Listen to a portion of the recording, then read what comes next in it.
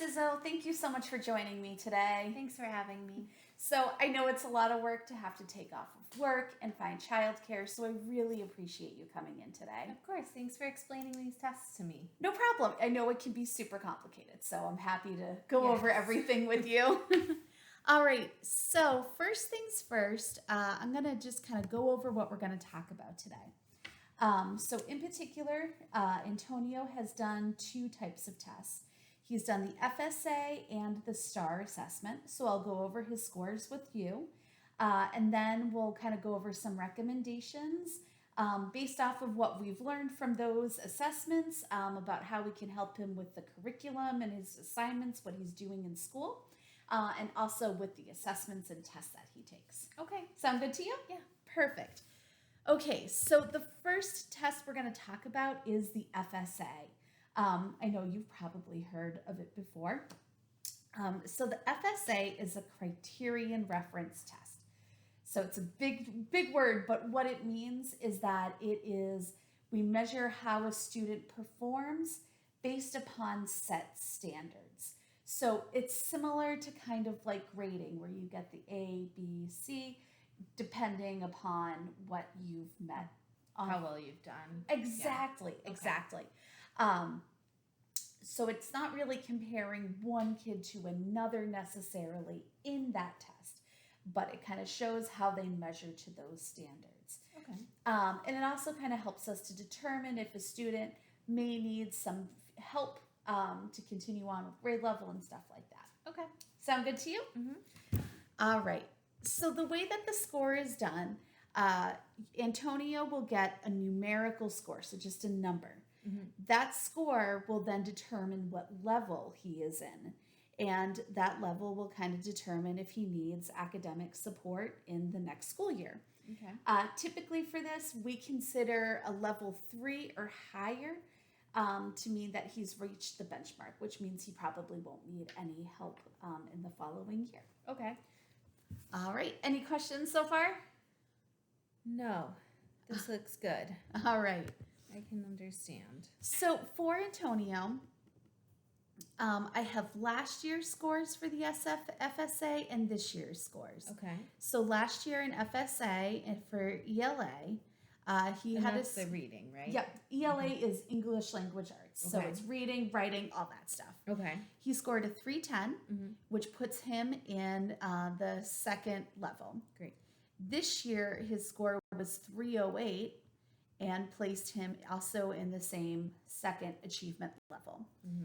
So what that's saying to us is that he has not reached that level 3 benchmark standard.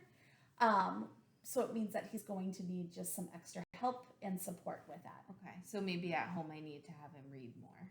Yeah, I mean, I don't think that would hurt. We can absolutely communicate, and I can help you come up with activities that you could even do at home to really help him with that. Okay. And so his score did go down a little, which is concerning. Typically, we like to see that growth. So it stayed the same, gone down a little. So definitely, let's take action and try to help him out as much as we can. Okay. For math, last year he scored a 318, which placed him in the second achievement level. This year his score went down a little bit. It went to a 309, and he still is in the second achievement level. So similar to ELA, that's telling us that he did not reach that benchmark standard, and he's going to need a little extra support. But we're certainly happy to help, and it sounds like you were too at home, so. I'm going to try. I'm not as good at math as I am at reading, but I want him to meet those standards. Well, we can certainly work together and find a way to do that. Okay. All right. So let's move along. So if you wanted to, here's just a comparison of how he scored compared to the state and our county. So for ELA, Antonio scored below the state level, but he actually scored above the county level. So Okay. that's kind of. That's good. Mm-hmm. Yeah. And then for math, he again scored the 309.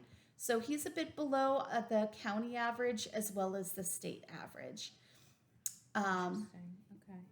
And then Antonio is receiving ESOL services. And just, I wanted to put this in here to kind of show you.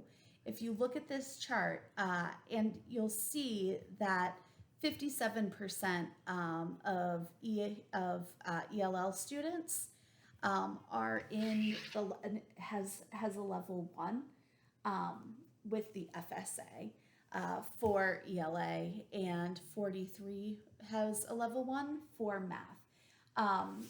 So keep in mind that even though I know we're going to work and help Antonio, he is still performing against students that do have a similar background. So there is some achievement there that should absolutely be noted. He is working hard, and we're going to keep him on that track. Well, that's great. All right, any questions of the FSA before we move on? No, I did notice that it's looking like, from what I remember, that the overall state scores are in a level 2. Yes, you are correct. So for the state scores, they are not reaching benchmark standards. You are absolutely correct Okay, with that. so really Antonio is not that far behind, maybe? Well, I mean, what it's saying is that we, as a state, we have a lot of work to do. So it's something that individually the school is working on, the district is working on, as well as the state. Okay. So it is well known at all levels that this is something that we need to elevate and bring our kids up. So Okay. know that that is being addressed at every level. Okay. All right. Are you ready to move on to the STAR? Yes. Okay, so the STAR assessment is a norm reference test. So that's different than the criterion reference test, which we just talked about. Norm reference kind of shows how well Antonio did against a group of other students. Mm-hmm. So if you kind of imagine like growth charts in a doctor's office, where it kind of shows how tall you are compared to other kids. Yeah. Very similar to that. Okay. You get a score, and that score gets translated into a percentile rank. We consider a percentile rank of 40 to be considered 40 or above to be meeting benchmark standards. Okay. All right. Also, the STAR assessment is a diagnostic test, which means students will take it 3 times throughout the year: the beginning of the year, middle of the year, end of the year. And that's going to help us determine if a student needs intervention or doesn't. Okay. All right. So for Antonio, the beginning of the year, he was in the 17th percentile rank. Mm-hmm. Mid-year, he went up. He had some growth, went to the 20th percentile rank, and ended the year at the 20th percentile rank. So this is telling us that he does need some intervention to kind of help boost that up, but we are seeing some growth, and he's been able to kind of hold that steady. Mm-hmm. So that's great. We want to keep that going, and I think that intervention services will help with that. And what does intervention mean?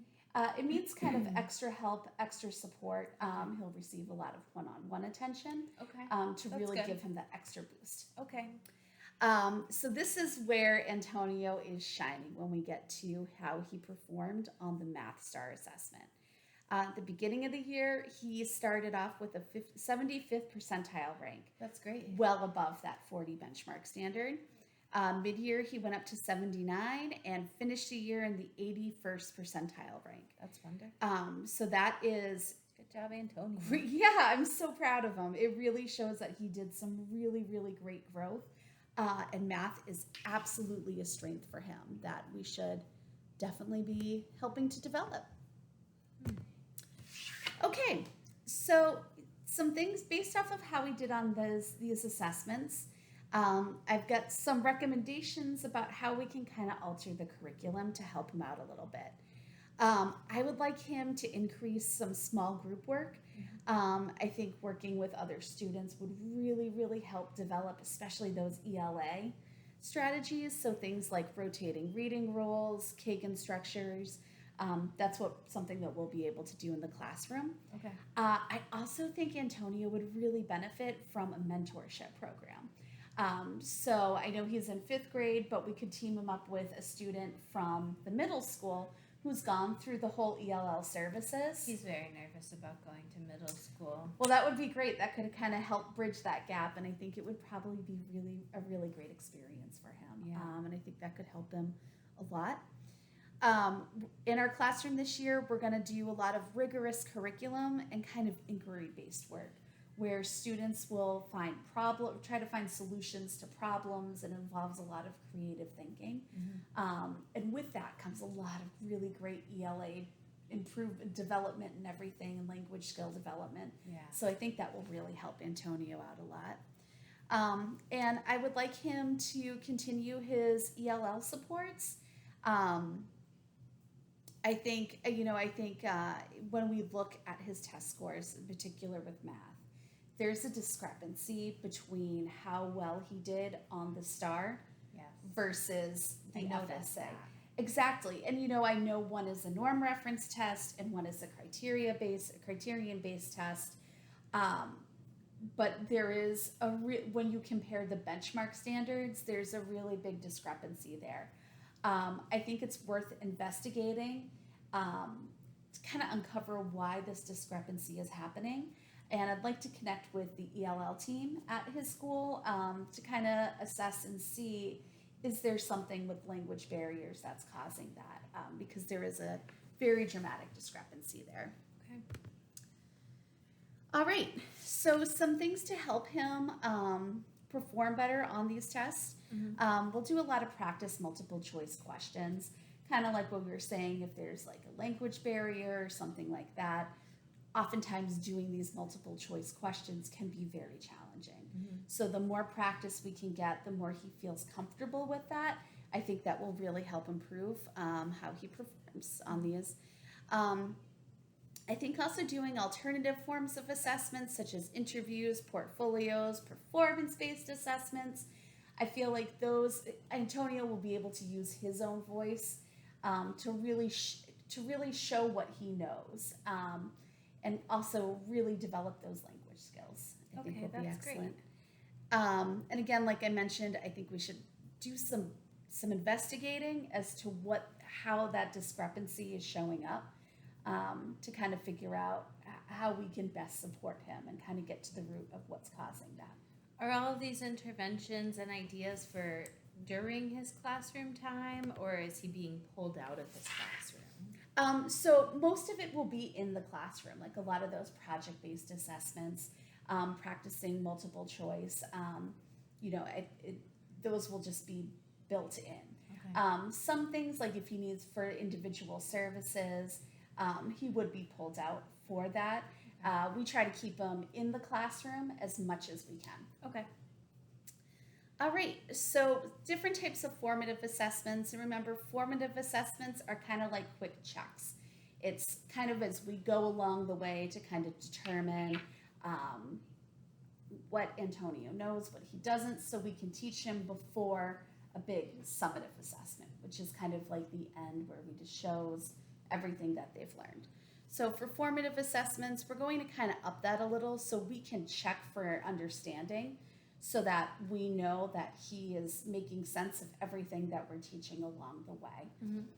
So we can clear up any misconceptions before it kind of snowballs and turns into a bigger problem. And again, we're going to practice those multiple choice questions with like exit tickets, things like that.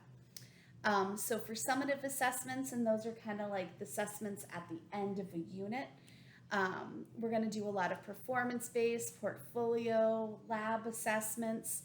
And then, and like I mentioned, I think it's going to help Antonio to kind of show what he knows in his own words. Okay. Awesome. Do you have any questions? No, I think that's good. I think, I want Antonio to be growing and learning, but it sounds like there's a good plan for that. So Absolutely. keep me informed, make sure I know about tests and things and how I can help at home. Absolutely. I will be sending home monthly newsletters that kind of gives a snapshot of every student's performance. And please feel free to always reach out. I'll be sure to send Antonio home with some books and stuff that you can all read together too. Wonderful. Thank you. It was so nice to meet with you today. And again, thank you so much for coming in. Thank you so much. Bye. Bye.